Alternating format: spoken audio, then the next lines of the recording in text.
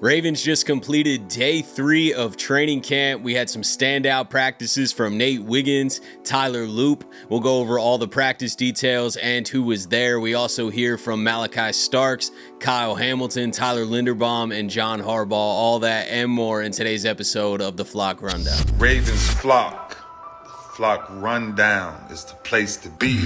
Motionless brainwaves attempt to swim their way to sense, can't tame the untamed. What's up, Ravens fans? My name is Ryan, and welcome back to another episode of the Flock Rundown. Ravens just completed day 3 of training camp. Before we get into the details of today, I just wanted to highlight one thing that I haven't talked about since the start of training camp, and that is that everyone passed the conditioning test. That's probably why I haven't talked about it. Usually, almost every year, somebody failed that first day of that conditioning test and is held out for the first training camp practice, and we're like, why is this person not here? And Harbaugh's like, well, they didn't pass the conditioning test. Like, it's more common than not that one or two people, don't get through that conditioning test, but nobody fell victim to that this year, and it really just shows how locked in this team is, man. I feel like the guys have been working harder throughout the offseason. Maybe it just seems like that. Maybe they're always working this hard, but it seems like there's an attention to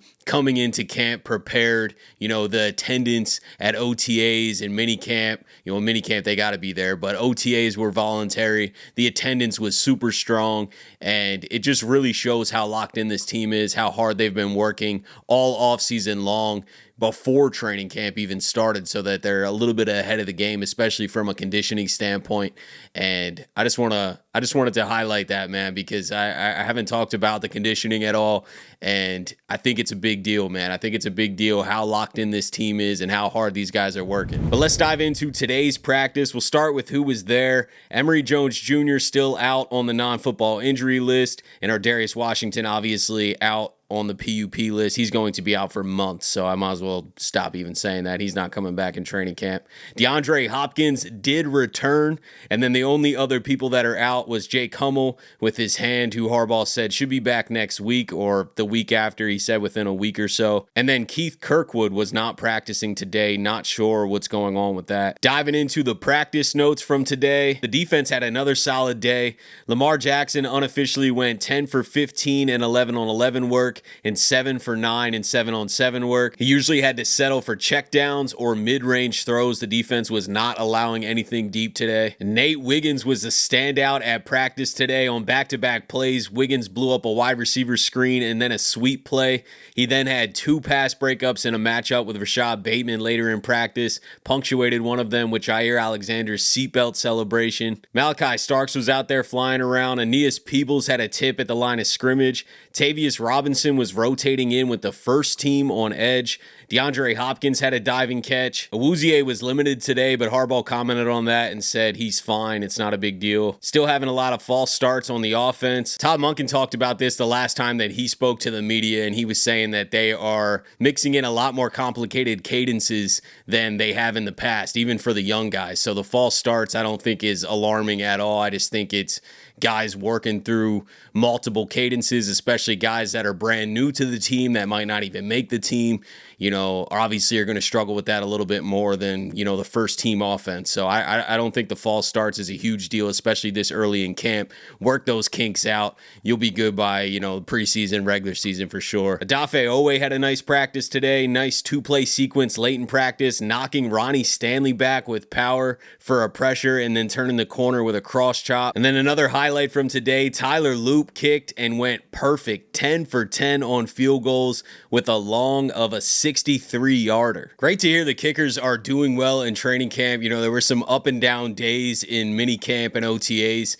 so to hear that they're perfect the majority of the time right now is awesome. I still think Tyler Loop has a little bit of a lead in the kicking competition, mainly because we drafted him. I really think that matters. I think they want to coach him to be the guy, but it is a true kicking competition. So we'll just continue to tune in and see how it goes. But 10 for 10 with a 63-yarder is a hell of a day. Also love hearing that Oweh's using power. We know he put on quite a bit of weight this offseason. He's in a contract year, and I was curious to see how that weight would translate. Does it make him, you would think it would make him a much more versatile pass rusher. And, according to today, I know the pads aren't on. The pads come on Monday, by the way. Oweh. So right around the corner, but still pushing Ronnie Stanley back. I think we're seeing a little bit of a different Odafe Oweh, having that power speed combination, which is going to make him much more versatile, a much better pass rusher. So great to hear that. Also great to hear Nate Wiggins is out there balling. I mean, this secondary is insane, man. Day one of camp, it was all about Jaire Alexander, and then yesterday,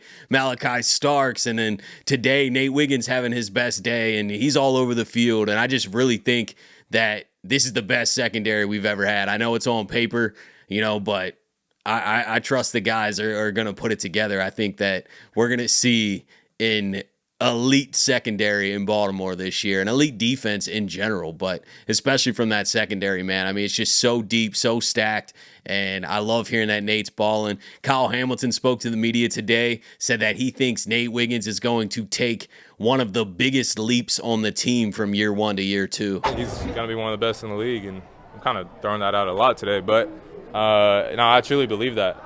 With Malaki and Nate, Nate he's one of those guys that's not afraid to line up against whoever, his nameless, faceless opponent, and just line it up and let's run it. Man, zone, whatever it may be.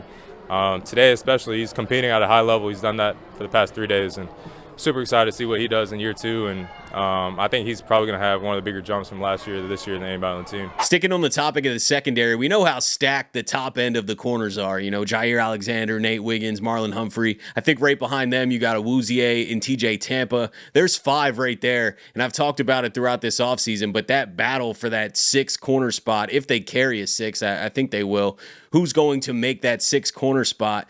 And we got a little bit insight from Cordell again today from training camp, and he said that Longerbeam has been struggling with confidence. I haven't necessarily been pleased with what I've seen from Longerbeam, the rookie corner over there. It just seems like he's struggling to kind of latch on, and I think a lot of it is just confidence. You have to be a confident player at corner, and just watching him, he doesn't really look like the most confident guy right now. Obviously, that can change. It's still the learning phase. I'm sure he's still getting comfortable. They haven't even played a preseason game yet, but I think he's a guy that you want to start to see a little bit more from, even if it's not him just jumping plays and making interceptions, just him looking like he's more aggressive out there, him looking like he's comfortable in his own skin and in his role. So he's one that I'm going to definitely continue to keep my eye on. Kyle Hamilton was asked about Malaki Starks today, and he said that Malaki is ahead of where he was at this point in his career. Playing next to Malaki, doing my best to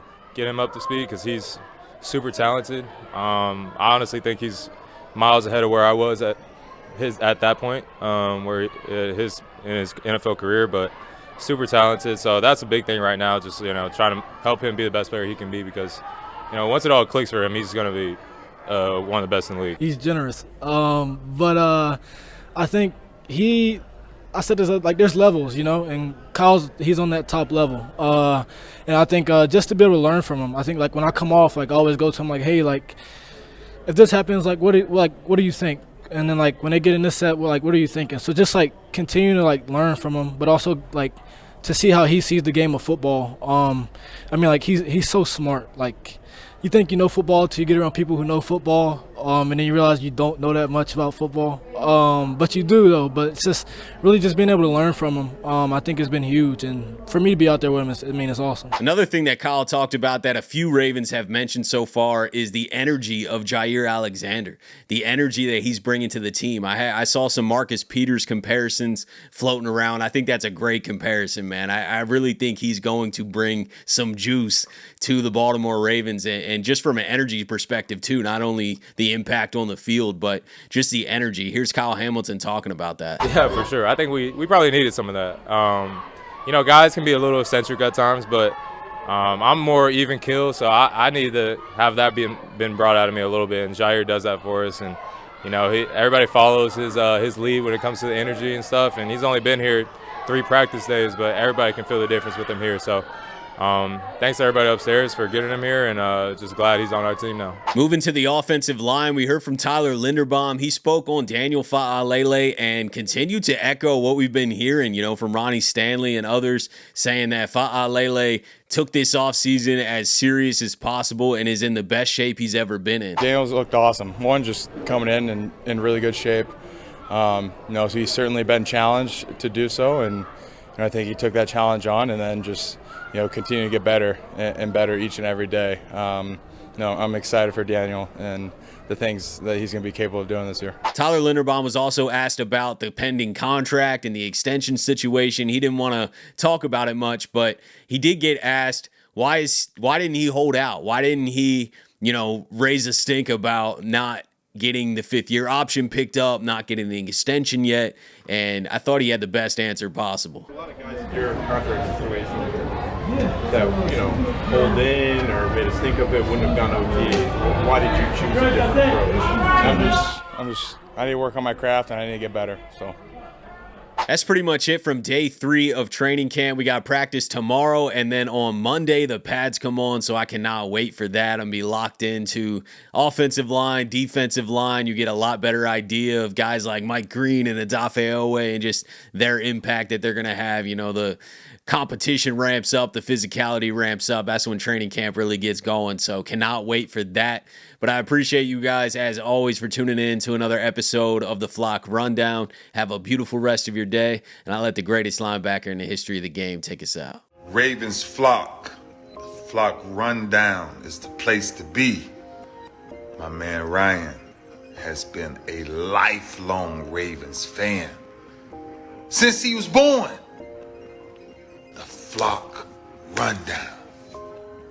Nothing gets better than waking up and wondering how high we can fly. Tune in. Motionless brainwaves attempt to swim their way to sense, can't tame the untamed.